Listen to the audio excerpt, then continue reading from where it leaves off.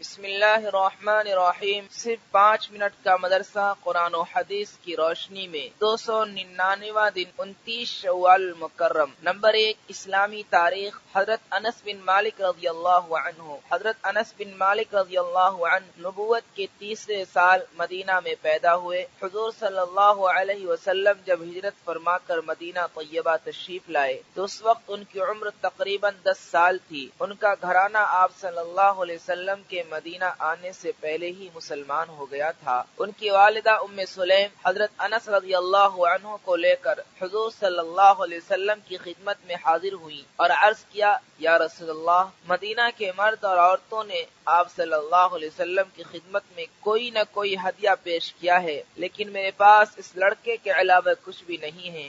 آپ اس کو اپنی خدمت کے لیے قبول فرما لیں تو بڑا احسان ہوگا۔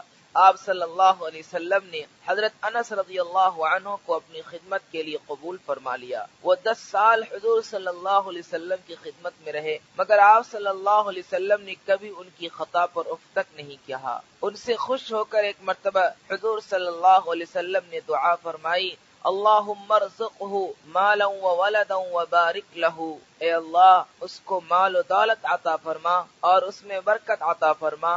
اس دعا کا یہ اثر ہوا کہ وہ مدینہ میں سب سے زیادہ مالدار اور صاحب اولاد بن گئے۔ ان کے 80 لڑکے اور 2 لڑکیاں۔ حضرت انس رضی اللہ عنہ نے بڑی لمبی عمر پائی۔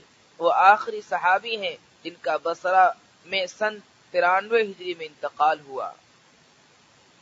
نمبر 2، اللہ کی قدرت۔ ستاروں میں اللہ کی قدرت۔ آسمان میں ہم سورج اور چاند کو دیکھتے ہیں، ان کے علاوہ بہت سارے ستارے ہیں جو چھوٹے چھوٹے اور چمکتے ہوئے نظر آتے ہیں۔ یہ سب چھوٹے نہیں ہیں بلکہ ان میں سے کچھ سورج اور چاند سے بھی کئی گنا زیادہ بڑے ہیں۔ دور ہونے کی وجہ سے ہم کو چھوٹے نظر آتے ہیں۔ یہ اللہ ہی کی ذات ہے جس نے ان کو چمکتا ہوا رکھا ہے اور ان کو اپنی قدرت سے روکے رکھا ہے۔ نمبر 3، ایک فرض کے بارے میں دین میں پیدا کی ہوئی نئی باتوں سے بچنا۔ رسول اللہ صلی اللہ علیہ وسلم نے فرمایا، دین میں نئی پیدا کی ہوئی باتوں سے اپنے کو الگ رکھو، اس لیے کہ دین میں نئی پیدا کی ہوئی ہر بات بے اصل ہے اور ہر بے اصل بات گمراہی ہے۔ فائدہ، شریعت کے خلاف دین میں پیدا کی ہوئی نئی باتوں سے بچنا ضروری ہے کیونکہ وہ گمراہی کا سبب ہے۔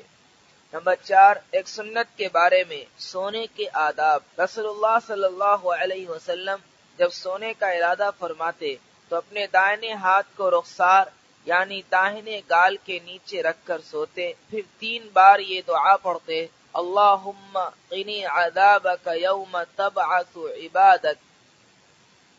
نمبر 5، ایک اہم عمل کی فضیلت، چاشت کی نماز پڑھنا۔ رسول اللہ صلی اللہ علیہ وسلم نے فرمایا، جو شخص چاشت کی 12 رکعات پڑھے گا تو اللہ تعالیٰ اس کے لیے جنت میں سونے کا محل بنائے گا۔ نمبر 6، ایک گناہ کے بارے میں نام کمانے کے لیے زبان کا سیکھنا۔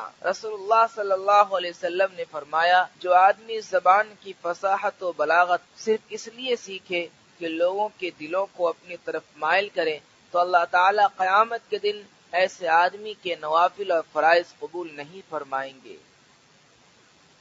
نمبر 7، دنیا کے بارے میں دنیا کی محبت بیماری ہے۔ حضرت ابو درداء رضی اللہ عنہ فرماتے تھے کہ کیا میں تم کو تمہاری بیماری اور دوا نہ بتاؤں؟ تمہاری وہ بیماری دنیا کی محبت ہے اور دوا اللہ تعالیٰ کا ذکر ہے۔ نمبر 8، آخرت کے بارے میں جنت کی چیزیں۔ قرآن میں اللہ تعالیٰ فرماتا ہے، جنت میں اونچے اونچے تخت ہوں گے اور بڑے بڑے پیالے رکھے ہوں گے اور برابر تکیے لگے ہوں گے اور مخملی مسند بچھی ہوئی ہوگی۔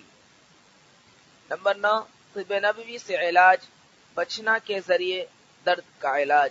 حضرت ابن عباس رضی اللہ عنہ بیان کرتے ہیں کہ رسول اللہ صلی اللہ علیہ وسلم نے احرام کی حالت میں درد کی وجہ سے سر میں پچنا لگوایا۔ فائدہ، پچنا لگانے سے بدن سے فاسد خون نکل جاتا ہے جس کی وجہ سے درد وغیرہ ختم ہو جاتا ہے اور آنکھ کی روشنی تیز ہو جاتی ہے۔ نمبر 10، قرآن کی نصیحت۔ قرآن میں اللہ تعالیٰ فرماتا ہے، اے ایمان والو، اللہ سے سچی پکی توبہ کر لو، امید ہے کہ تمہارا رب تمہاری خطاؤں کو معاف کر دے گا اور جنت میں داخل کر دے گا۔